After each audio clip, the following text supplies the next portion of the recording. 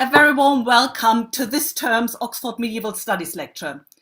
For the last 3 years, we have established the tradition of having an object-centered lecture in Trinity term.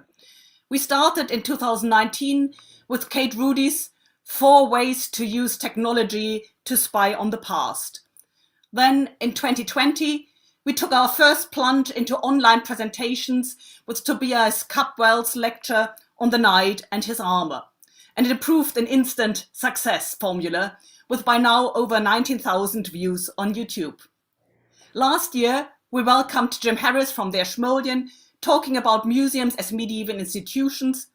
And this year, we take the museum-based approach one step further by looking at one extraordinary multi-layered object originally from the Alsace region, now in the National Gallery of Art in Washington.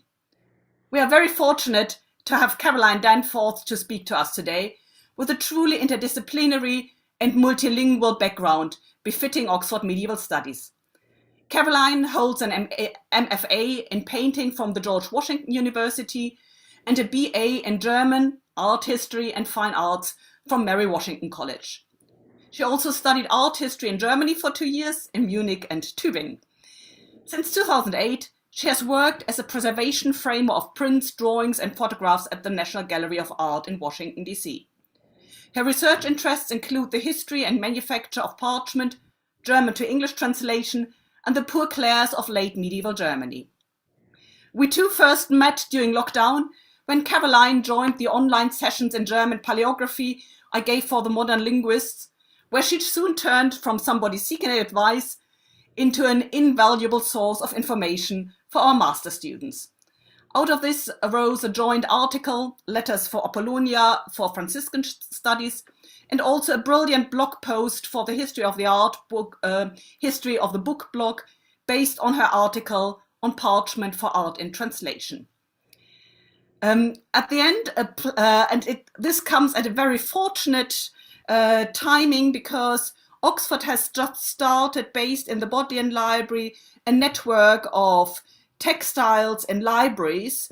And this is an object that fits perfectly in there. And the conservators of the Bodleian asked me to convey to everybody the invitation to join actually this network at the Bodleian. We'll talk about that at the end of the talk slightly more. If you want to get involved, please put your questions already during the talk into the YouTube chat.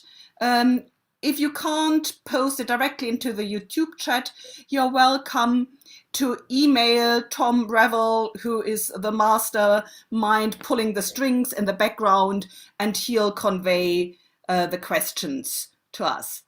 But now, over to you, Caroline. Hey, thank you, Henrike, for that lovely introduction, and good afternoon or good evening to everyone who's joining today, depending on your time zone. My name is Caroline Danforth, and I'm joining you from Arlington, Virginia today. So first, I'd like to thank everyone who is involved in organizing this series of lectures, and in particular, Henrike Lehnemann, for inviting me to speak today. So let me share my screen. So today it's a really great pleasure to show you a about 500-year-old artwork that's preserved at the National Gallery of Art in Washington, D.C., as Henrike mentioned, where I work as a preservation framer of old master prints and drawings. I'm going to be showing you a woodcut that is stored alongside many other medieval German prints. And when I mention woodcut, you probably have images come to mind of what I might be showing you. But I think you'll definitely be surprised by the context in which this particular woodcut has survived.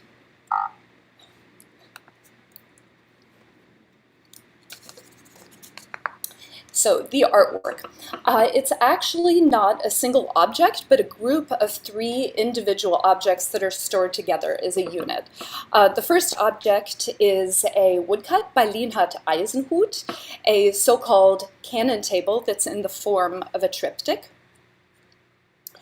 a textile pouch that the folded print gets stored inside of, and finally a box that holds the pouch and the print. And it's the box's lid that's revealed a great deal about the object's provenance because they're inscribed pieces of paper hidden inside the lid. I was introduced to this grouping about 13 years ago, and I quickly became obsessed with it.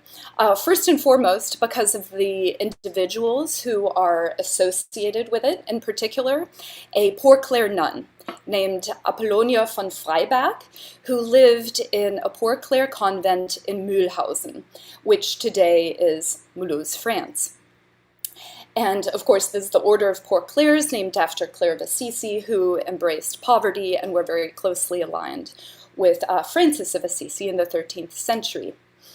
I was also intrigued by its very rich material diversity, which includes everything from paper, linen, leather, silk, parchment, different pigments, and even various metals. And every time I pulled this grouping from storage, it's revealed something new about its composition and thereby about its history. So I hope you'll find its story and the role that textiles play in its creation equally as captivating as I have. So today I've divided the talk into 3 parts, and for each part there are a couple of themes that I'd like for you to try to keep in mind. First, we will take a very close look at each of the 3 components of the artwork and the materials used in their creation. Essentially, I'll give you a very in-depth tour of the ensemble. The themes here are really the sheer variety of materials that were used to create this grouping, but also the repurposing of different materials as well as imagery. Second, I'll describe the object's connection to the Poor Clare nun, Apollonia von Freyberg, who lived in Mülhausen in the early 16th century. I'll talk about her many contributions to her church's inventory, to their treasury, and also the way in which multiple nuns contributed to single objects. Finally, in the last section, I'll address the Protestant Reformation, the fate of some of the textiles from Apollonia's convent, including the National Gallery of Art object, and also a bit about where I think Apollonia might have gone after her convent closed. And I think together these 3 chapters will give you a really broad understanding of the object, the people who might have used it, and also the many textiles that are intertwined with its history. Before jumping in, I do want to mention that this research grew out of several existing publications that describe a lot about the history of this object, so I want to acknowledge my indebtedness to 3 art historians in particular. First, the late Edmund Schilling, who actually once owned this grouping and was the first to publish some of its secrets in the 1940s. Peter Parshall, who's a former colleague who included this group in his 2005 exhibition, Origins of European Printmaking, and also Peter Schmidt, who contributed to this exhibition catalog, but who has also written really extensively about early printed canon tables, including this one at the gallery. So a lot of what you'll hear today is because of the brilliant work of these 3 individuals, and it's their work that served as a catalyst for my own. So let's start in Mülhausen.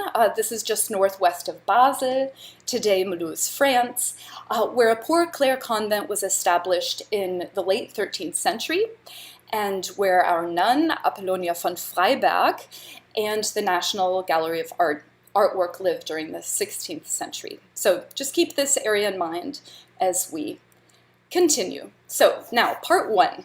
Let's start with a tour of the artwork, a really close look, and I'd like to show you a brief video to give you kind of a brief visual synopsis of its composition so you can see it in action. So in 2009, so after the Origins of European Printmaking exhibition, the grouping required new housing, and so this was one of the maintenance projects I took on as a relatively new staff member. And I worked with textile conservator Julia Burke and our objects conservators and paper conservators to make this housing. The box that you see I made out of 100% rag cotton mat board that has scavengers in it to absorb any pollutants.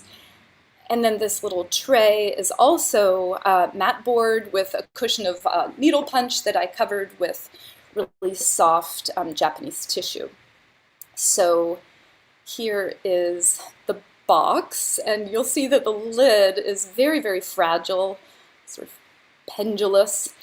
And here is the pouch that fits very nicely inside, and that is a cushion that I sewed. It's linen filled with needle punch, and I made that in order to fill some of the excess space inside the box, which had quite a bit, and I didn't want the lid to sag. So the pouch is embroidered on the front, leather on the back, and out comes the print. It's folded, it's a triptych, and can be unfolded. And it is lined on the back with a couple of layers of paper, and so it's actually quite rigid, and it would have been able to stand upright. So here you get an idea of the scale and its rigidity. It's really quite stiff. There are some hand inscriptions on the verso.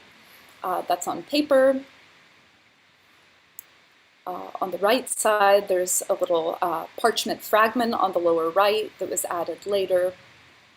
And then the whole thing folds back up.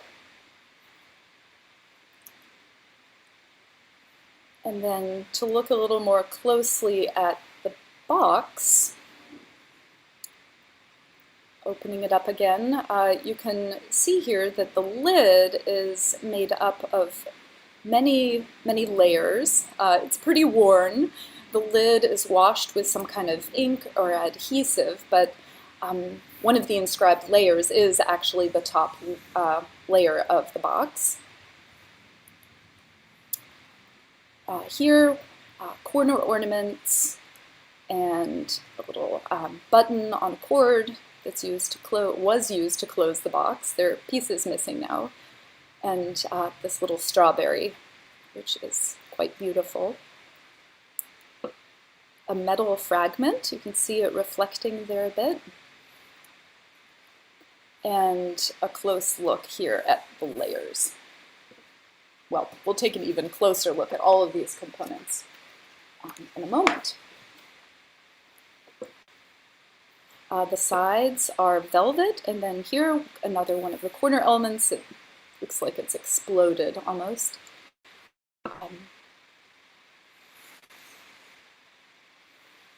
And there we are. You get an idea of its proportions. And again, the inside with the cushion.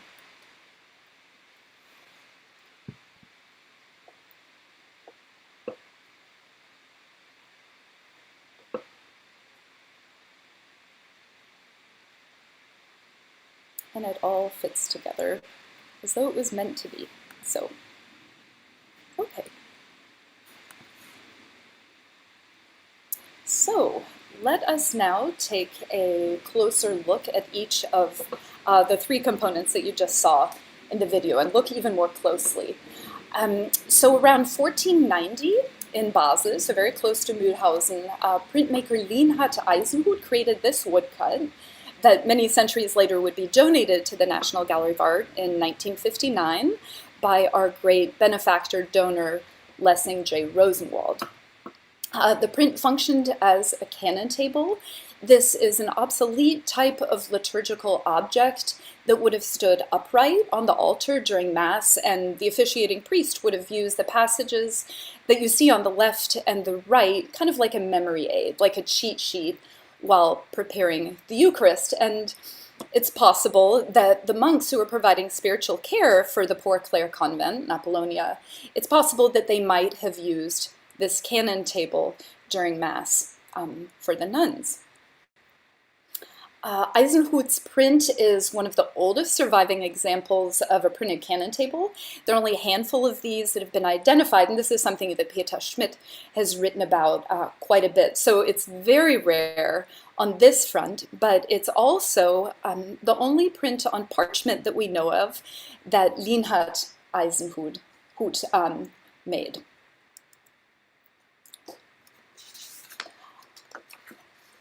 So Ysenhut based his composition by an engraving that you see here on the left by Master E.S., and he adopted the image of the Lamentation, but you can see he supplemented it quite a bit with the implements of torture and coloration. And down here on the lower right, we know that the print is by Lienhart Ysenhut because of his little insignia on the lower right, a little iron helmet. So Ysenhut based his, whoops, no, okay, that was that.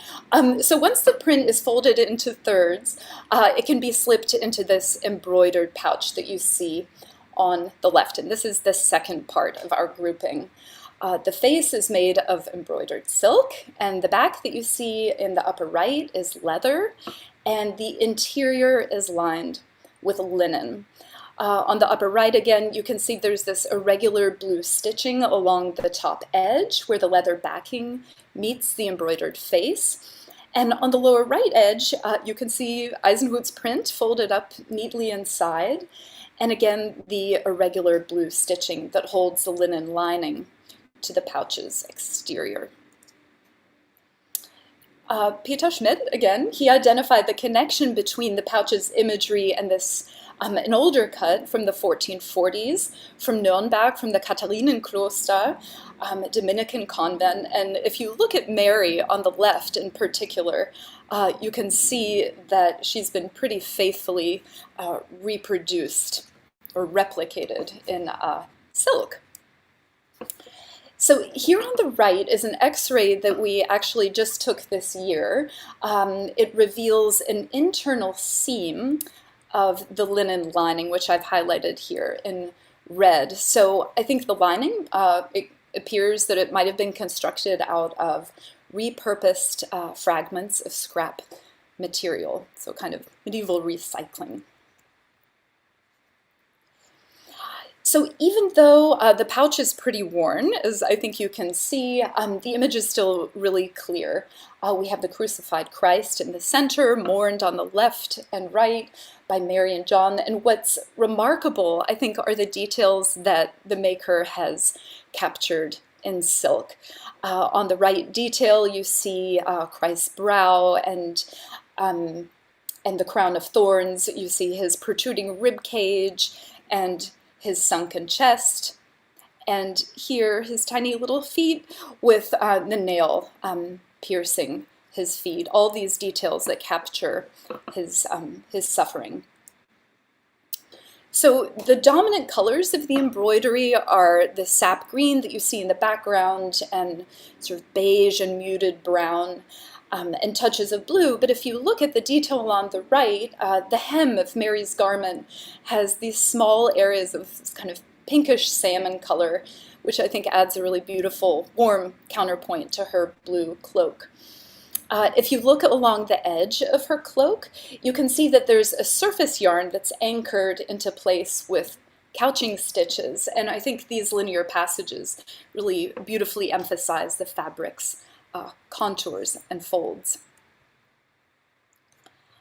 Here, a close-up of the background, and you can see these vertical, almost rivulets of silk that appears to be untwisted, all of which are couched into place with these more yellowish diagonal stitches to form an overall diaper pattern.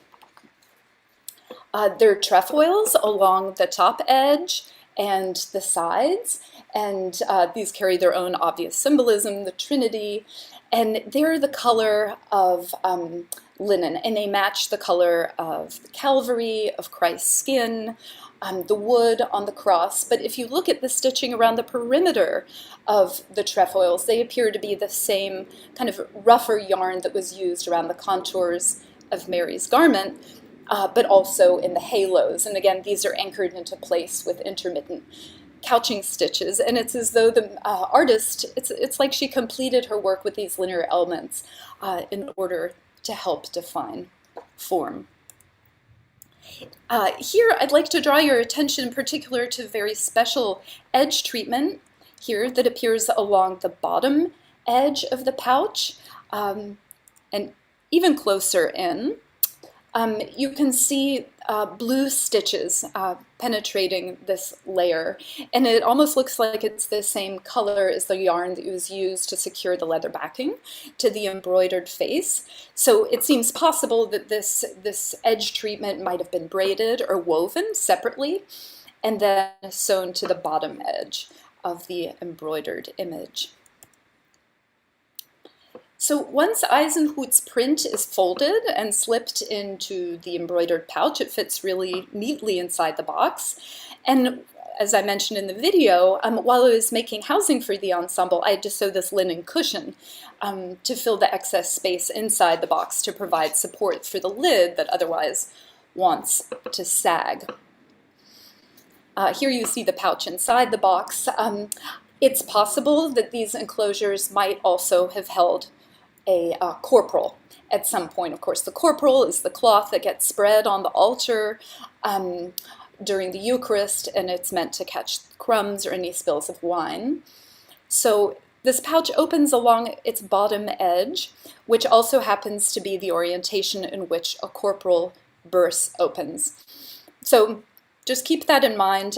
There was certainly enough room in this box to have accommodated this pouch and the print and a corporal, possibly.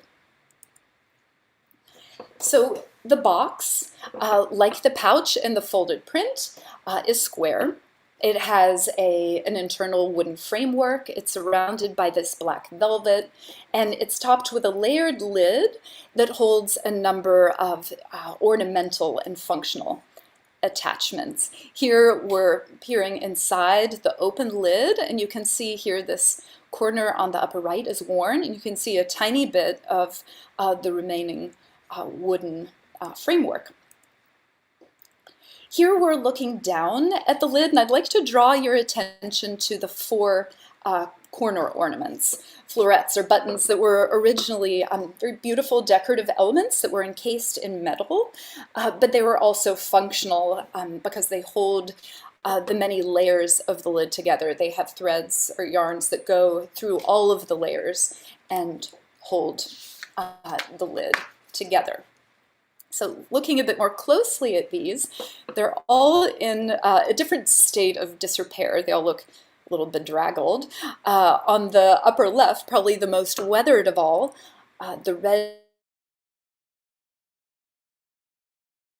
together, and see this kind of reddish orange stitching that holds this tassel down onto the lid. Here on the upper right, the fringe is also worn, but in this case we have the thin red textile covering still mostly intact.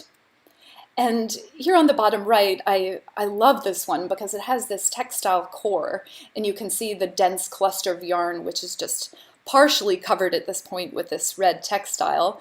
And finally here on the lower left, the best preserved of the four, has some of its original metal encasement remaining, and it has holes along its bottom edge where you can see this thread has been looped through, and that's what holds the metal component in place.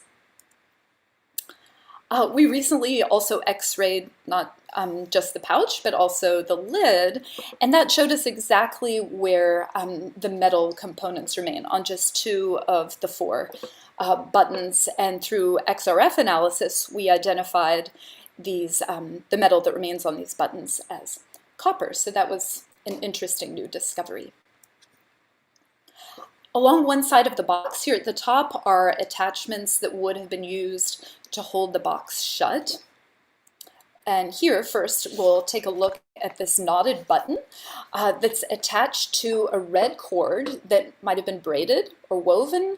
The unit's incomplete. It's missing some of its elements from its original form, but it's likely that this cord would have wrapped around the little strawberry that you see on the left to hold the box closed. Now, if you look at the button on the right close up, you can see the fibers are twisted in an S direction, and the two colors that we see, and it looks like they might be a bit faded, are this sort of peach color and green. But the green is achieved by wrapping this green, perhaps silk, around the peach-colored core. So it's not green throughout. Here you can see how the cord was attached to the side of the box with stitching and also this metal ring. And in this case, XRF analysis revealed that the ring is made of silver. And here, this beautiful strawberry, unlike the knotted button, the colors of the strawberry, the red and the green, are still very vibrant. And we have this intricate web of crocheted yarn that covers a core of metal. And again, the core, the metal component, is copper, just like the two buttons on the lid. Here, it actually looks as though there might have been a second attachment, possibly another strawberry. There's some stitching. There originally was another attachment in the spot. So very, very special attention needs to be paid to the box's lid, which I think in many ways is the most intriguing component of this artwork. It's a unit that consists of 9 layers. There are 3 sheets of inscribed paper and 3 layers of textile. In 2004, a team of curators and conservators who are all working on the exhibition I mentioned, Origins of European Printmaking, in which this grouping was going to be exhibited, they made the decision to disassemble the lid, and this allowed the conservators to treat and stabilize some of the layers, but it also gave the curators access to the inscribed sheets of paper. Our textile conservator, Julia Burke, she used new embroidery floss for areas that needed any new stitching. DMC embroidery floss is 100% cotton. It can resemble silk. It's very stable. And as you can see on the right, just a few of the colors that they offer in a really broad palette that allowed her to color match pretty seamlessly. Any additions like this were kept to an absolute minimum, though. There was no desire to introduce any new materials any more than were absolutely necessary, and when she was sewing it back together, she used only existing sewing holes. Last year we made an interesting discovery that revealed that the box's lid actually probably looked quite different originally. I was looking closely at the box with colleague paper conservator Michelle Faccini, and she honed in on this green textile fragment that runs the edge of one side of the lid. And it appears to have been cut. It's a really straight line. And whoops, looking under the buttons, that same green appears underneath. So I think it's safe to assume that the entire lid was once covered with this green textile and it wrapped up and around the layers, but under the buttons to hide all of these internal layers. And one thing to note is the vibrancy of this green. It's pretty remarkable that it seems not to have faded over the centuries. So from top to bottom, the lid. We have 9 layers in the lid, as I said, and it was Edmund Schilling who first described these in his publication from 1947. And here, represented in cream, are the 6 textile layers, and layers 1, so the top most visible layer, the very dark one, 1, 3, and 8 are inscribed paper. Layers 1 and 8 are both accounting pages enumerating expenditures from the Poor Clare Convent in Mülhausen for things like threshing of wheat, for honey, for numerous messengers, and so forth. And layer 3 is a private letter addressed to Apollonia von Freyberg, and we'll look at that more closely in a moment. This is the 7th layer. It's one of the 6 textile layers, And you can see here that a textile found a new purpose inside the box's lid, and the fact that there was this cross embroidered onto it. In addition, I think you can probably recognize the intricate diaper pattern in the textile weave itself. Those all point toward this possibly having been a more valuable textile as opposed to some of the other textile layers that are plain weave. So now, at last, layer 3. This is the private letter hidden inside the box. It's a fragment of paper that doesn't hold the sender's name, but it does hold the recipient's name, which you see here on the right. And these 4 lines say, "My beloved daughter, Apollonia von Freyberg in Mülhausen at St. Clare." And these 4 modest lines identify a woman, her convent, and her village, and tie the National Gallery of Art object to the Poor Clare Convent in Mülhausen. And this letter brings us to the convent and to Apollonia von Freyberg and to the second chapter of today's talk. So Edmund Schilling's 1947 essay was the first to publish excerpts from this letter. It was also summarized in the exhibition catalog for Origins of European Printmaking in 2005, and Peter Schmidt's essay about early printed canon tables also addresses this in depth. In the letter, the writer refers to Apollonia as daughter, and Edmund Schilling suggested that the writer might have been Apollonia's father, because there was a Heinrich von Freyberg alive at this time who had a daughter named Apollonia. But all of these names, Heinrich von Freyberg, Apollonia, were fairly common at the time, and I don't think it's completely safe without further research to assume and run with this paternal identification. Apollonia might have been a spiritual daughter, for example. But regardless of who the writer is, the tone is very sad. The writer is exhausted, and in fact, he expresses the fact that he's prepared to die. And in transcribing this letter in its entirety for the first time, with a lot of help from Henrike, thank you again, we made some very interesting discoveries. And I will show you a couple of them. First, a passage along the top, a passage that helps date the letter and thereby the box. The writer hoped to see a Dr. Bondorfer, and it turns out that this could very possibly a Dr. Konrad von Bondorf, who was a prominent figure in the Franciscan order in nearby Strasbourg. And we know that Dr. Bondorf died in 1510. So this means that the letter could not have been written any later than 1510, which also means that Apollonia could not have joined her convent later than 1510, because she was in the convent when she got the letter. So this was an exciting connection to have made. Another revelation that came from transcribing the letter, here these lines in the middle, they had previously been interpreted as describing the wedding of the writer's son in Colmar.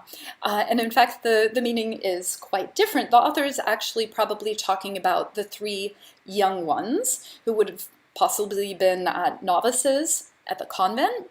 The wedding probably refers to a spiritual wedding to Christ that the nuns celebrated, a wedding that bound them to their life in the convent. And the mention of Colmar actually refers to the writer's plan to return home, which was Colmar. And here at the bottom, the letter's last legible lines, these have been pointed out in previous publications, but I want to point them out here because they are important. They include a request for a pillow and a sampler cloth. These are items that the writer wants to give to someone in the nearby town of Kienzheim. And it's these requested textile items, along with our artifact itself, that suggest that textile manufacture might have unfolded at Apollonia's convent. So not only does our object include actual textiles, this hidden letter references them as well. So who was Apollonia and what do we know of her? Here is an older map of Mülhausen, and here the convent where Apollonia once lived. It wasn't far away from the Franciscan monastery that was established just a couple of decades before the convent. And here another close-up view of the convent. You can see that it is a fairly expansive community. It took up a fairly big footprint in the town. So this community was established in the 1280s. And it followed the so-called Urbanist Rule. This is something that was named after Pope Urban IV in 1263, and this was a rule that allowed these convents to have communal wealth. So they could communally own land and property, just not personal, private wealth. And so over the centuries since its establishment, the convent was actually really well off. They were collecting dowries from nuns who joined.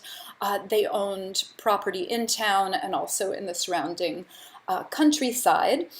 And so for its first 200 years or so, the convent really thrived until 1465, and this was a huge turning point for the convent from which it actually was never to fully recover. In 1465, the convent, much of it burned. The dormitory burned, books, textile, bedding, and financial records were destroyed, and so the consequences of this fire were really devastating and enduring for several reasons. The nuns had to borrow money to rebuild their convent, and in the meantime, rather than living on site, they were forced into temporary but very long-term accommodations while they rebuilt, and this took about 30 years. So during this time, without a convent of their own, the community wasn't able to accept novices, and they also accumulated considerable debt. So 30 years later, roughly, the convent finally reopened, which you'll recall is around the time that Ysenhut made his printed canon table. And it does seem most likely that Apollonia joined after the convent reopened, and certainly Ysenhut's print didn't come to the convent until the 1490s or later. After the reopening in the 1490s, the convent did slowly grow to include about 28 nuns, including Apollonia von Freyberg. And a couple of years ago, historian in Mulhouse, France, David Bourgeois, and I located documents in the Mulhouse archives that mention Apollonia, and we were able to expand on the existing story of this Poor Clare nun. So I'd like to turn now to some of these documents that expand our story, starting with this one. This is an inventory of the convent's church treasury. It was recorded around 1517, 1519, which is when a new abbess took the reins, and from what I understand, these inventories were often drawn up when a new abbess took over. And these many sheets here enumerate in great detail everything from church linens, vestments, silver and gold objects, rosaries, garments that were used to dress a statue of the Virgin Mary, basically anything that a visiting priest would need in order to successfully hold Mass at the convent church. But very importantly, it includes an entire section committed to corporal enclosures, and there were 10 of them. And very fortunately, the person who recorded this inventory included the name of the donor beside each item. So here you see highlighted in yellow, obviously not on the original, virtually highlighted are the passages where Apollonia's name is mentioned 14 times. And these gifts establish our Apollonia as a major donor to her convent. I won't talk about all of them, but I do want to draw your attention to these two passages. So, like I said, the inventory included 10 corporal enclosures, and these enclosures are particularly interesting since the National Gallery of Art object includes enclosures that could possibly have once also held a corporal. So 2 of the 10 enclosures in this inventory include components that were donated by Apollonia. But each of these corporal enclosures are composed of components not given by just a single nun, but by several individuals. So this was a really fascinating discovery because it demonstrated that it was often not a single nun or individual that gave an entire object, but that several individuals contributed to them. So Apollonia gave, here on the left, to this first corporal enclosure, she donated 2 little gilded crosses, 2 silver baubles, and a fringe around it with gilded leaves. On the right, here I've highlighted the components that she donated. This time a corporal enclosure of black velvet. Here she gave 4 badges, 2 silver buttons, 1 twisted double cord, and a fringe. So as much as I had hoped these would perfectly tie the National Gallery enclosure to her donations here, the descriptions aren't quite close enough to match. But the fringes are reminiscent of our corner elements, and at the very least, these entries confirm that such enclosures existed in the convent treasury. So the convent managed and had this inventory, had 28 nuns, and it managed from the 1490s until the 1520s, which brings us to the final part of today's talk. So what happened in Mülhausen? What happened to Apollonia and her convent and the church treasury, including its many textile items during the Reformation? So just as Apollonia's convent was tallying up its inventory around 1517, we all know that Martin Luther, his 95 Theses were catalyzing a process that would eventually lead to the dissolution of Apollonia's convent within roughly a decade, a little bit less, along with many other religious houses in Mülhausen, of course, the entire region and beyond. Members of the Mülhausen City Council supported the sentiments expressed by the reformers, and they started to mount pressure on the convent and the monasteries in the town, pressure to reform or close. There's a rich collection of documents at the Mulhouse archives, letters written to the Mülhausen mayor and the city council advocating for the preservation of the Poor Clare convent. And in the early 1520s, a lot of letters were sent by family members articulating concern about the convent's possible closure. And there are 3 such letters that hold Apollonia's name. The earliest one that's been preserved was written on behalf of Apollonia. It was sent by a woman named Susanna Schenk in 1522. And in this letter, she refers to Apollonia as the noble and spiritual woman, Apollonia von Freyberg, my dearest and most beloved daughter.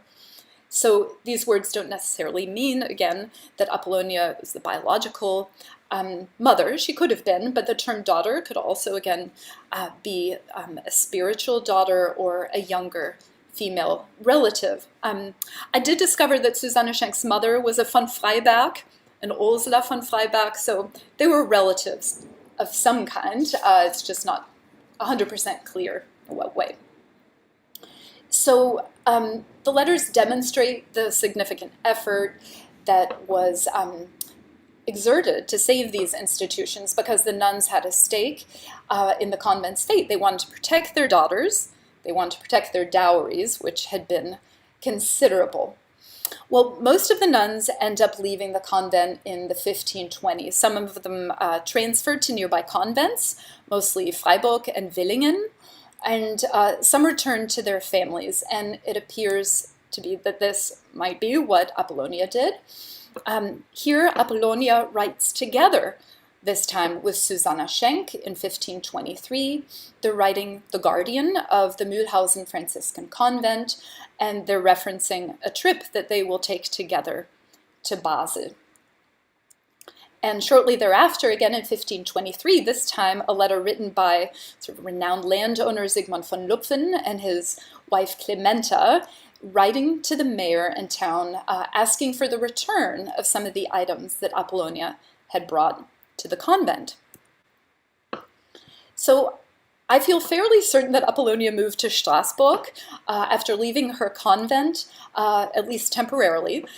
The reason being, we know that Susanna Schenk became an official resident of Strasbourg in 1521. I found a document that confirms this. In 1523, they wrote the letter, the second letter I showed you in the previous slide, together. And finally, this very interesting document from 1526. This is a document that enumerates items that belong to Apollonia that were returned from Mülhausen via a messenger from Strasbourg, and it includes all sorts of items, including textiles, and some seem to correspond with items from the church treasury, including a chasuble, 2 golden cords on a shoulder cloth that a priest would have worn, a blue altar cloth, and 2 blue stool coverings. So all textile items that she wanted to have returned and did have returned. And I think these requests indicate the importance and the value that Apollonia and her family placed on these textiles. And they wanted to make sure that they were returned to them. So some historians have suggested that the Mülhausen City Council forcefully took the church treasury in the 1520s. And if this happened, it would have made it impossible for a priest to hold mass at the convent for any remaining nuns. And from these letters, it's clear that some of the items were returned to the nuns who had originally gifted them to the convent. But what happened to the National Gallery of Art print and enclosures between the closure of the convent in the 1520s and the early 20th century when Edmund Schilling acquired it? We just don't know. However, the object's provenance does include that Edmund Schilling acquired it in Basel, so it appears that maybe it didn't travel all too far in the interim. Here, a late 19th century photograph of one of the convent's buildings. Today, the expansive communal complex that you saw on the map no longer exists. What remains is a collection of documents, some hidden inside the National Gallery of Art textile treasure, and many others preserved at the Mulhouse archives. And together, these fragmented excerpts offer really rare insights into the life of a Poor Clare nun in the early Reformation, and they also illuminate the really important role that textiles played at Apollonia's convent. So, through the church treasury inventory, we know now that multiple nuns materially contributed to single textile objects, and that this practice could possibly have been used to create the National Gallery of Art box. And we also know that during the dissolution of the Mülhausen Poor Clare convent, the families were eager to retrieve their treasured textiles, and which indicates their value. And certainly today, we recognize the value and the rarity of the textile objects that the National Gallery of Art in Washington, D.C. is so fortunate to include in its collection. So wrapping up, I do want to extend a very deep gratitude to 2 individuals in particular. First, David Bourgeois, who generously located and scanned I don't know how many dozens of documents at the Mulhouse archives, and also Henrike Lehnemann, who likewise encouraged me and offered invaluable support in transcribing many of the 16th century letters, which otherwise we would not have made many revelations. And of course, many of my National Gallery of Art colleagues who examined the artwork with me and always provided additional insights. So there are a lot of things left to discover about this ensemble, but for now, this is what we have, and I hope you've enjoyed seeing some of these insights, and if there are any questions at this point, I would be happy to try to answer them. Bravo! That was fascinating. Many thanks, Caroline. It's really this multi-layered object, and see it in coming together and coming apart and coming together again, makes this material rich history come to life. There has been already in advance sent in a question by Nicole Gilroy, who is one of the conservators at the Bodleian Library, also one of the organizers of the Textiles in Library series, together with Alice Evans. And she was predictably asking about the particular textiles included there. And she said, I'd like to ask if there's any evidence that the seam of the linen lining, as shown by the X-ray, indicated the fabric had been reused from another source, e.g. clothing table linens. Would be interesting to know to what extent textile materials were made new or made of repurposed materials. Well, that's a very good question. So the inside of the pouch, as you saw in the X-ray, but if you were to peek inside of it, it's very clear that it's been seamed together out of different pieces of textile. And if they had had a piece that was large enough to cover the entire inside, that they would have done so.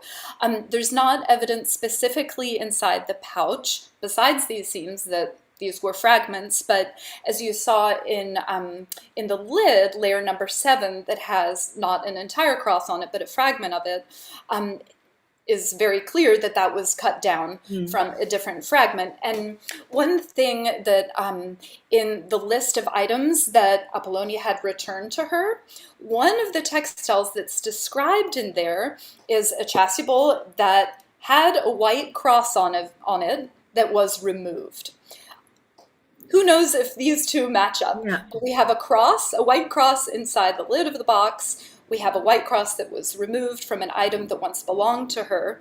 So I think it's safe to say that a lot of these layers were recycled because there's so many components inside that appear to be fragments, including the paper, of course.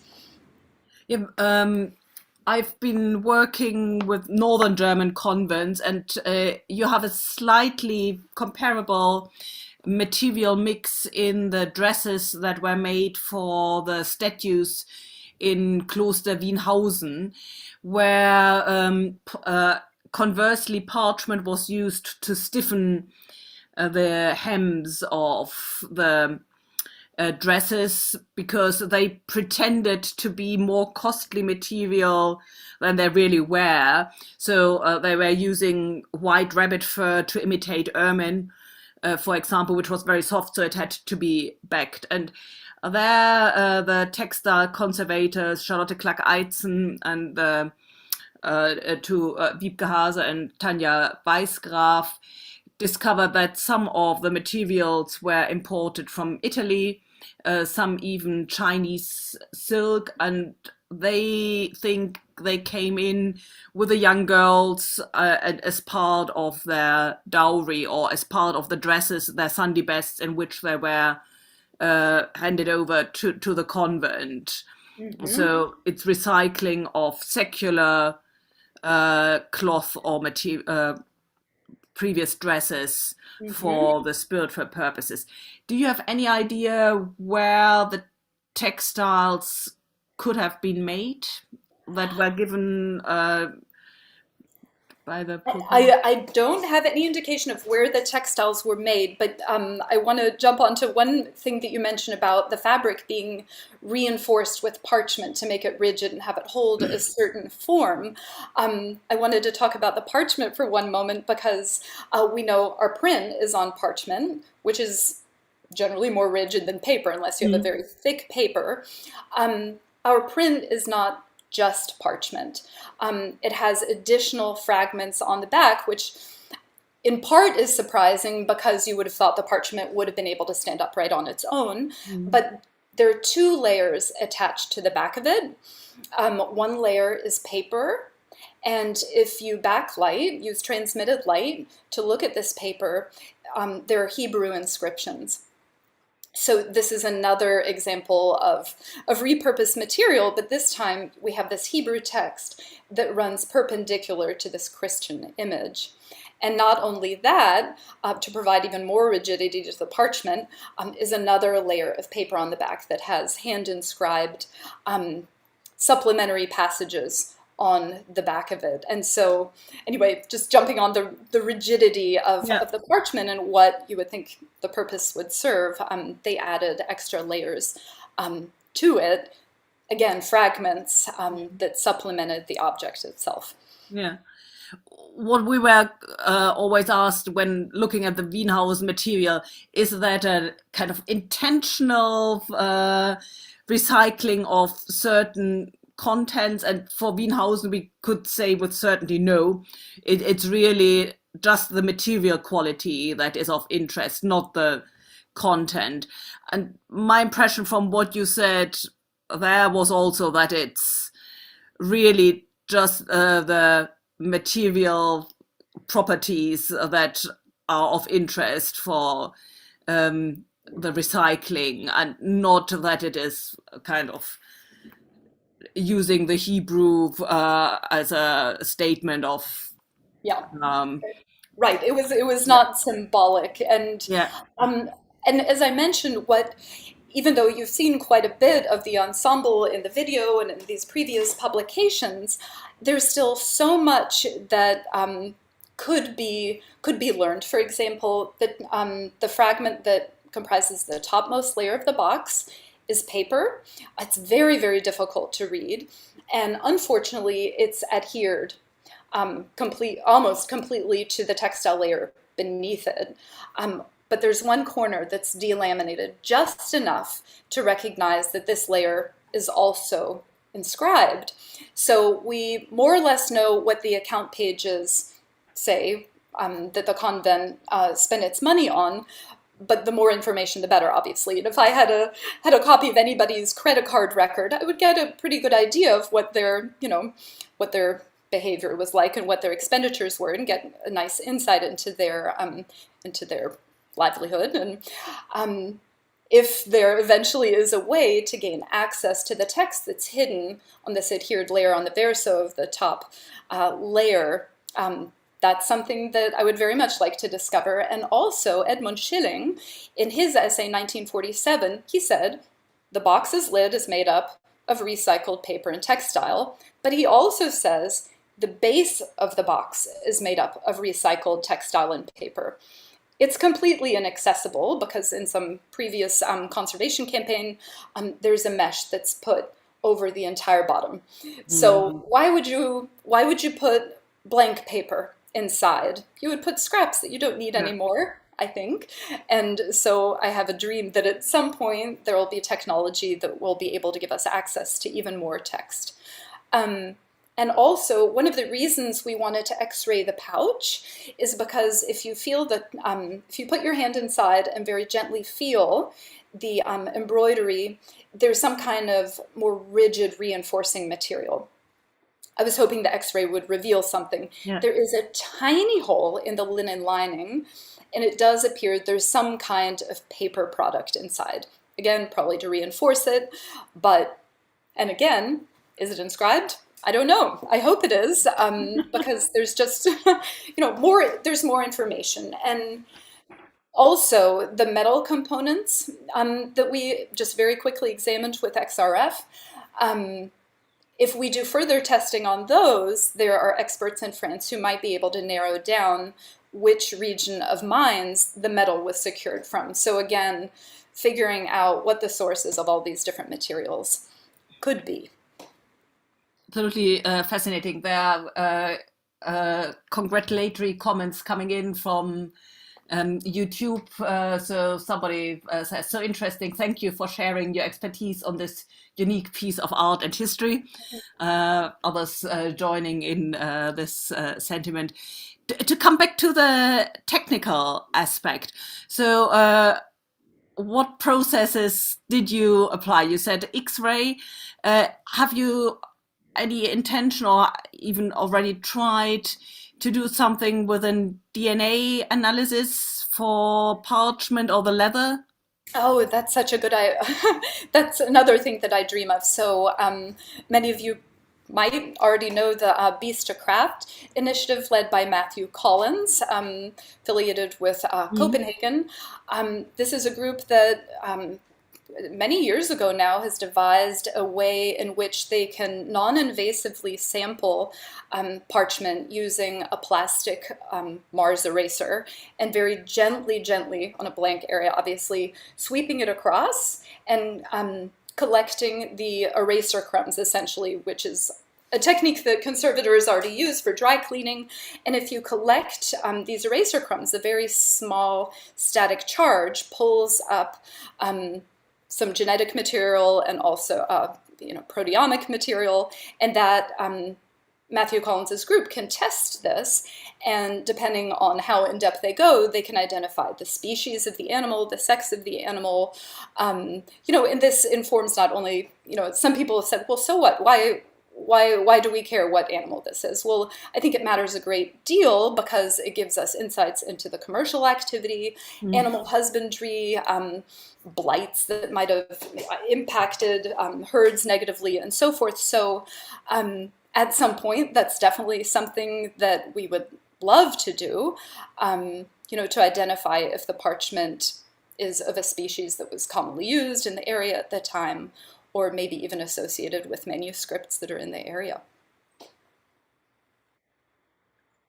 I don't see any further questions on the chat. Perhaps one PS from me, and then I would, so this is just an encouragement for anybody watching. If you want to put a question, put it in now, because otherwise we'll close in a few minutes. I was wondering, this use of copper, for example, was it meant to look also more costly than it really was? Was it meant to look like gold? Because from book bindings, I know that quite often you would put red cloth material under the furniture to make it look as if there were jewels inlaid. So I was wondering also whether there are any materials used that are supposed to look 1 degree more costly than they actually were. Gosh, that's a great question. I mean, I've often imagined or dreamed of what the object might have looked like originally, because we know this green cloth probably covered it. Well, were there other attachments on it? We know certain attachments are missing, and we can assume that all 4 of the buttons were originally covered with this copper material, and it is very thin. It's like a razor blade thin. So I'm not well versed in metals, but what would be the purpose of putting this beautiful red textile underneath? And coming from the framing world with gilding frames, you put the red bowl underneath because it gives a different luminescence to the gilding on top. So is it possible that the red textile would have shown through and given the copper sort of a richer appearance? I suppose it's possible. It's something I can look at. It's so tarnished at this point. It's really hard to imagine what it looked like originally, but polished, yeah, I think it would have given it some extra glamour back in its day. Thank you. So 2 more comments, but not questions, from YouTube saying, Jay Riddle saying, thank you for unpacking all the layers of history embedded in this object, and Sarah Charles saying, thank you, this talk was fascinating. So I can only add my voice of thanks for this literal unpacking of history, and do a final plug for the Textiles in Libraries network. I've put in the YouTube chat the link to the videos that have already been recorded. This talk will also go up on the page, and there will be a next live event on the 19th of July. If you just follow on this Bodleian website that I've given, further details will be revealed in due course. A final thank you to Torch, the Oxford Research Centre for the Humanities, who provided the Zoom experience for us, and to Tom Revel, who expertly managed and pulled the strings in the background. So goodbye and thanks. Thank you, everyone.